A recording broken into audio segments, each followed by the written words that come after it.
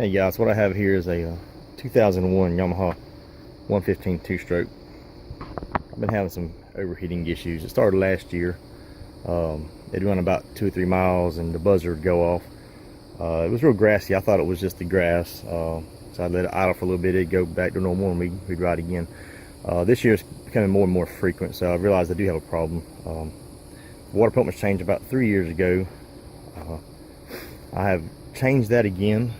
The old impeller looked good, but I hear that it, even though it does look good and it was still peeing good, that it could still be a problem. So I'm hoping that that was some of the problem, and the impeller maybe because it looked good, but it also maybe it was a little weak, and that higher RPM would get a little cavitation and not pump the water it needed to.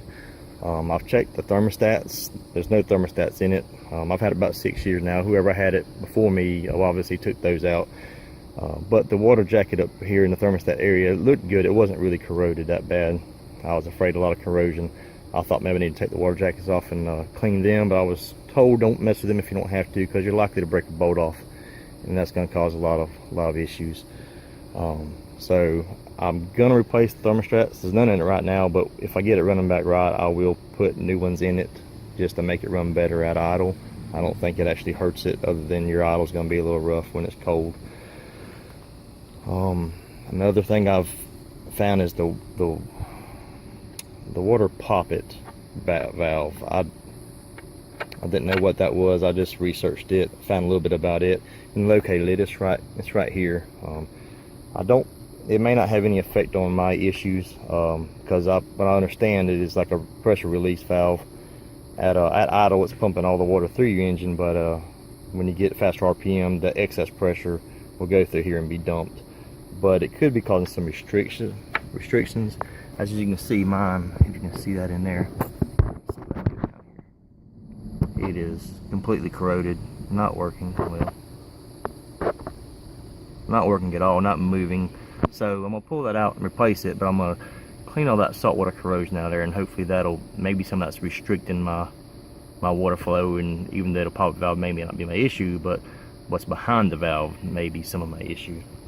And it was real easy to get to. It's right down here at the bottom, and you can see right here it's real corroded in there. It was 2 10mm bolts come right out, so I'm fixing to take it out and clean it. I've been flushing the motor for the last 4 days with salt away motor flush. I just discovered that, and I'll show you what it does. But it kind of dissolves all the salt, and it relieves a coating on the inside of your engine to prevent any saltwater corrosion from occurring. I would recommend flushing out in your motor every time if you're in salt water. I'm going to start doing it every time that I'm out. I'm going to flush it with that. It's real easy to use. I'll show you it in just a second. Okay, here's the salt away flush. It comes with a flush, and it comes with the ears didn't come with it, but it comes with this dispenser. And what you do is it's highly concentrated, and you put it in here, and then you either hook this to your motor flush or your ears. I like to use my ears because it assures that it all goes through my engine. I'm not too confident that the little hose on the side guarantees it goes all the way through my engine.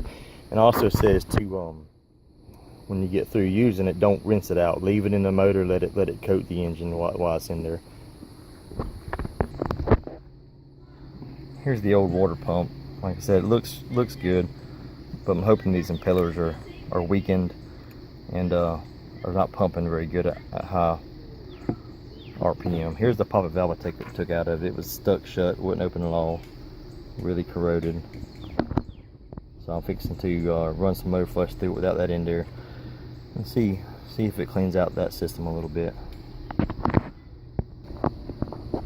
This is the salt away system. I've got it hooked up. I've got the stuff in the jar there, the hose hooked to it, and the muffs, and it's hooked to the lower unit. It can also hook directly to the flush hose, but I definitely prefer, since I'm having problems with it, going through the whole water system this way to make sure it goes through there.